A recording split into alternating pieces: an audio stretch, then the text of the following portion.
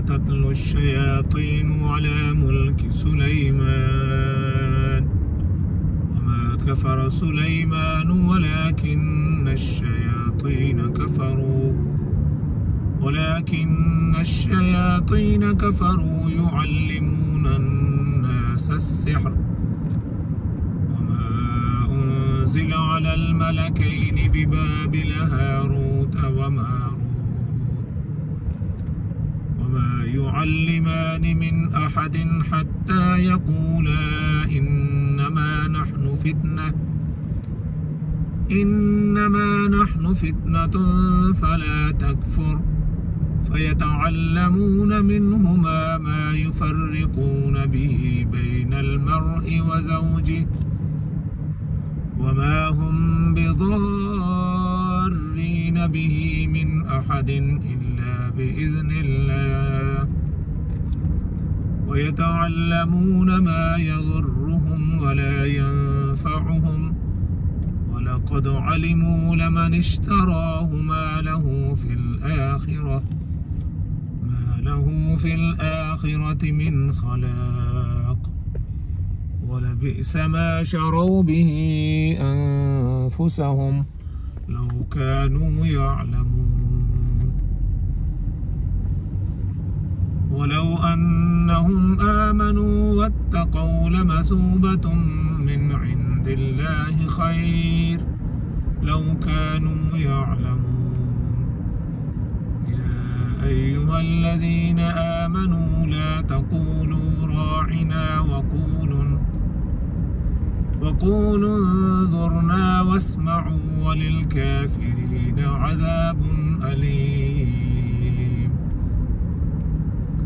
ما يود الذين كفروا من أهل الكتاب ولا المشركين أن ينزل عليكم من خير من ربكم والله يختص برحمته من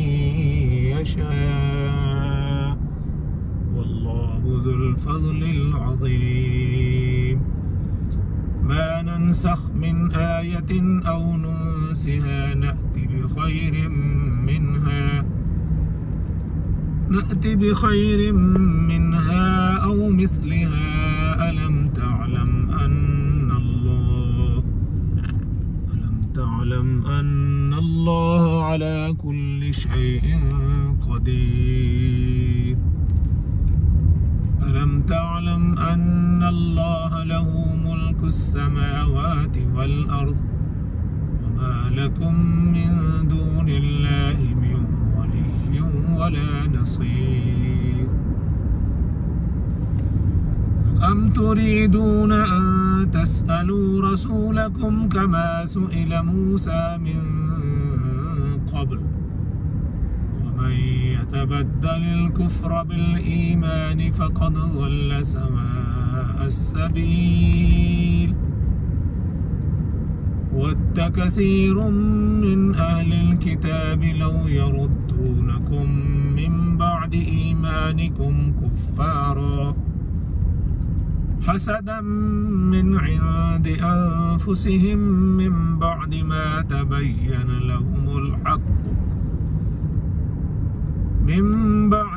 تبين لهم الحق فاعفوا واصفحوا حتى يأتي الله بأمره إن الله على كل شيء قدير وأقيموا الصلاة وآتوا الزكاة وما تقدموا لأنفسكم